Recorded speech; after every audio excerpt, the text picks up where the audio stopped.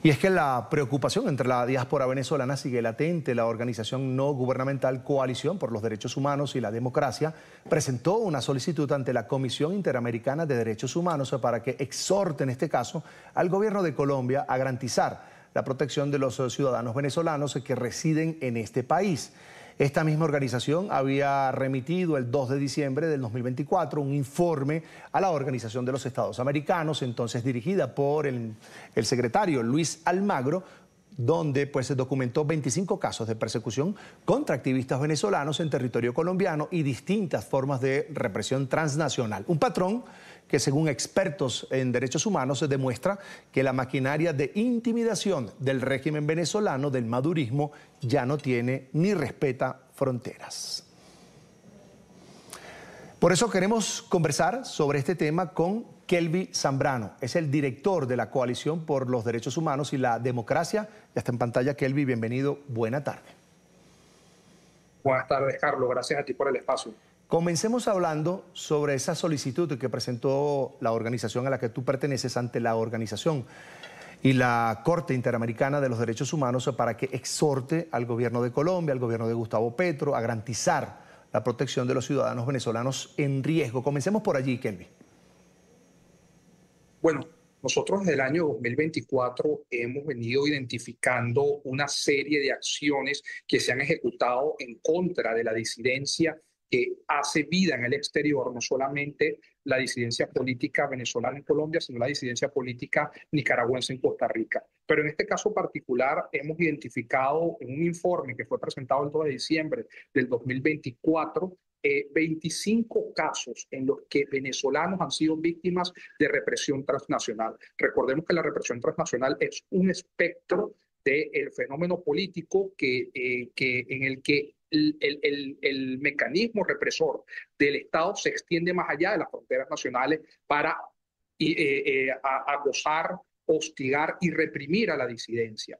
Y en este informe vemos casos, por ejemplo, desde el año 2022, que no han sido investigados por parte de las instituciones del Estado colombiano. Hay una falta de voluntad en investigar estos casos. No se reconoce la represión transnacional como un fenómeno político que afecta a los derechos humanos, y precisamente en este informe que fue presentado ante la OEA y que en su momento se lo presentamos al secretario general de la OEA, el doctor Luis Almagro, lo que nosotros buscábamos era que los estados adoptaran, en primer lugar, una legislación especial para prevenir la represión transnacional. En segundo lugar, que se instruyera a los funcionarios de migración y a los jueces de migración en relación a lo que es el fenómeno de la represión transnacional para que pueda ser valorado. Y en tercer lugar, le pedimos también a los estados que no acataran las alertas rojas emitidas por Interpol en contra de personas que el Estado venezolano emite estas alertas a efectos de que puedan ser extraditados. Esto es bastante grave. Entonces, ¿qué es lo que le hemos pedido nosotros a los estados?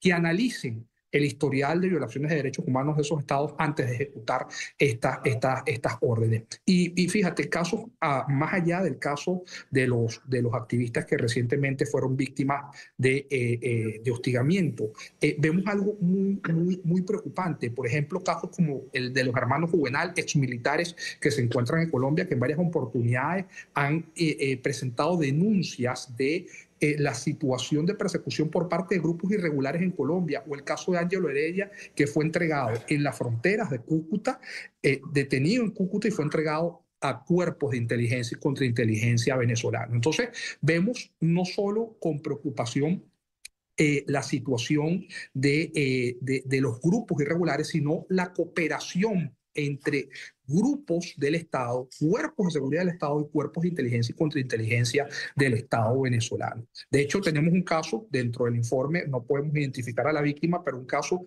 que nos llamó mucho la atención. Él recibió una notificación de una oficina de migración en Colombia y resulta que cuando fue, no estaba, esa notificación no emanó de ninguna oficina de migración colombiana. Entonces, se está operando incluso desde las mismas entrañas de la institucionalidad colombiana con el propósito de poder identificar, vigilar y amenazar a la disidencia en el exterior. Ahora, Kelvin, ¿qué tipos de represión transnacional han identificado desde tu organización?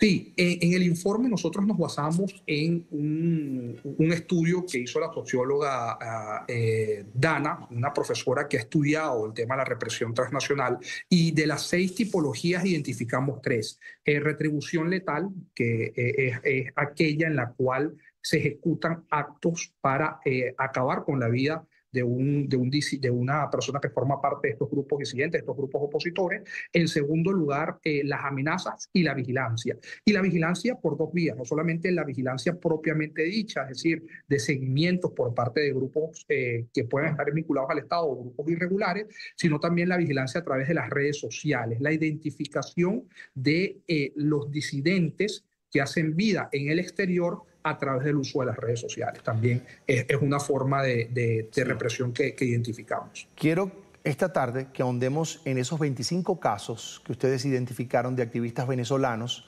violentados, perseguidos en Colombia, teniendo como punto de partida, Kelvin, lo ocurrido esta semana con Yendri Velázquez y Luis Peche. Sí, por ejemplo, lo primero que nosotros le hemos pedido a los estados, y de hecho vamos a enviar una comunicación al Estado colombiano, el 18 de noviembre vamos a presentar una actualización de este informe de represión en la ciudad de Miami en el marco del periodo de sesiones públicas de la Comisión Interamericana. Vemos casos, por ejemplo, como el de Pablo Parada. Pablo Parada lo han intentado secuestrar en 2 oportunidades, uno en la ciudad de Bogotá. Vemos el caso de los hermanos Juvenal, que recibieron amenazas vía mensajes de WhatsApp por grupos irregulares como la FARC o el FLN, por ejemplo. Casos de venezolanos que han recibido llamadas anónimas de teléfonos privados de personas que se identifican como operadores del poder, de quienes controlan hoy el poder en Venezuela, y se identifican para amenazar a estas personas. Y esto ha sucedido específicamente, o sea, los 2 países donde se ha registrado la mayor cantidad de represión transnacional y son los más preocupantes es Colombia, en el caso específicamente de los venezolanos, y Nicaragua y Costa Rica, en el caso de la disidencia nicaragüense. Y algo muy importante, el perfil que nosotros hemos logrado, ¿quiénes son las personas? Bueno, defensores de derechos humanos, personas vinculadas que eran disidentes de las Fuerzas Armadas venezolanas o Fuerzas Armadas nicaragüenses. Recordemos, de hecho, que hace unos meses asesinaron a un ex coronel nicaragüense en Costa Rica también. Y bueno, lo que sucedió con el teniente en Chile, por ejemplo, estos son como que los perfiles que ellos ubican, ¿no? Personas que puedan estar vinculadas a la institución militar, a los grupos de defensores de derechos humanos. ¿Por qué? Por 2 motivos. Primero, porque generan un impacto en la opinión pública y porque pueden tener alguna penetración en las decisiones tanto de la institución militar como en los grupos de defensores para la movilización interna.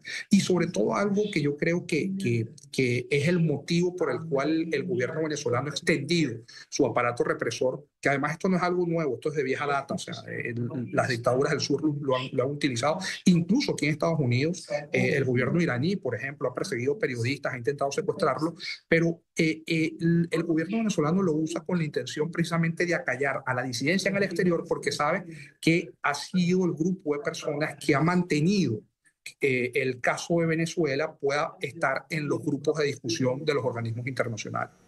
Mencionó Kelvin que grupos terroristas han estado detrás de la persecución, de la represión contra activistas venezolanos, disidencias de la FARC y el ELN. Pero teniendo en cuenta, Kelvin, esa presencia vasta del Tren de Aragua en Colombia, te pregunto, ¿hay indicios que vinculen a este grupo a estos hechos contra venezolanos?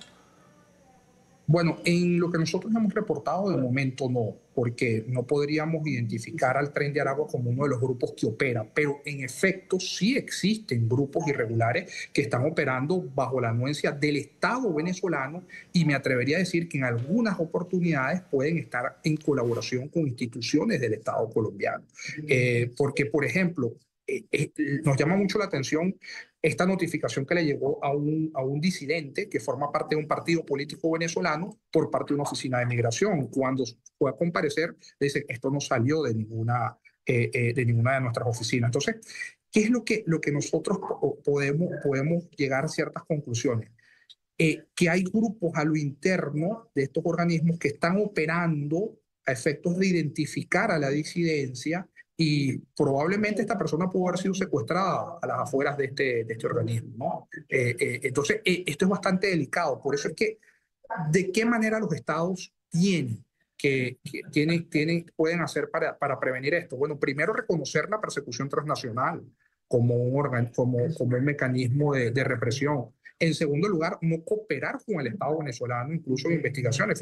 Por ejemplo, en el caso de los hermanos Juvenal, que han sido amenazados por grupos irregulares, el Estado venezolano ha solicitado la extradición de ellos al Estado colombiano. Y eso está en trámite ahorita. Es decir, de hecho, un juez especial en la materia después que no había, en la administración pasada, no había colaborado no, le había hecho caso omiso a esta solicitud, ahora la está estudiando. Entonces, esto es bien delicado porque vemos una falta de compromiso por parte de las instituciones del Estado colombiano en cuanto a adoptar prácticas para la prevención de la persecución transnacional. Kelvin, eso es consono, eso que dices, con el desmantelamiento que ha tenido el actual gobierno colombiano con la respuesta a la migración, principalmente de Venezuela. Por mencionarte un ejemplo, uno solo, la gerencia de fronteras, que durante el gobierno anterior de Iván Duque funcionó muy bien, en esta gestión, pues fue eliminada. Claro, precisamente yo los invito a que puedan leer nuestro informe que está en la página web de nuestra organización y van a ver que una de las recomendaciones que nosotros hacemos es que los jueces de migración, los funcionarios de migración puedan comprender la dimensión de la persecución transnacional y que los estados puedan dispensar con mayor rapidez una protección adecuada y oportuna para este grupo de personas que han tenido que desplazarse de manera forzada de Venezuela por motivos de persecución. Sobre todo a partir del 28, nosotros ahorita estamos trabajando la actualización del próximo informe y hemos visto con mucha alarma que incluso activistas políticos de partidos como 20 Venezuela o Voluntad Popular han recibido amenazas. Claro, estas amenazas son amenazas que pueden llegar por vía telefónica, correo o incluso por las redes sociales, donde las personas le dicen, sabemos que estás en Colombia o sabemos que estás en Bogotá o estás en tal ciudad. Es decir, hay un trabajo de identificación, de inteligencia para la identificación de los actores en el estado, de los actores políticos. Y vemos entonces, por ejemplo, una de las pocas organismos que ha colaborado pero que ha tenido, quizás no ha tenido la mayor capacidad de poder incidir, ha sido la Defensoría del Pueblo colombiana, que recibe las denuncias, incluso ha levantado informes donde habla de que en efecto esa persona corre un riesgo de estar en Colombia. Pero eso llega hasta ahí, o sea, es decir, no existe por parte quizás del Ejecutivo colombiano la intención de poder darle, por ejemplo, celeridad a los procesos, de iniciar las investigaciones, porque la Defensoría simplemente lo que hace es un análisis de riesgo, pero la Fiscalía debería de emplear sus recursos para iniciar los procesos de investigación cuando una persona denuncia esto, ¿no? Para identificar dónde están esas amenazas. Porque es que esto además, y creo que quizás verlo desde otra perspectiva, esto genera una profunda afectación en la seguridad de los estados. ¿Por qué? Bueno, el Estado colombiano tiene grupos irregulares que están operando dentro de su territorio. El Estado colombiano tiene grupos de inteligencia y contingencia que están operando dentro de su territorio. Y esto implica una afectación a la seguridad de la misma institucionalidad colombiana, del mismo Estado colombiano, permitir que estos grupos irregulares puedan operar de esa manera, porque hoy son los ciudadanos venezolanos. Pero imagínate que quizás quieran hacer un atentado como el que le han hecho a algunos activistas y estén otros ciudadanos colombianos, pues van a ser afectados también los ciudadanos colombianos. Entonces quizás verlo también no solo desde la perspectiva de la afectación a los derechos humanos, sino desde la perspectiva de la seguridad del Estado como tal. Quiero agradecerle este espacio a Kelvin Zambrano, director de la Coalición por los Derechos Humanos y la Democracia. Kelvin, como siempre, un gusto. Buena tarde. Será hasta la próxima. Hasta luego. Gracias. Hasta pronto.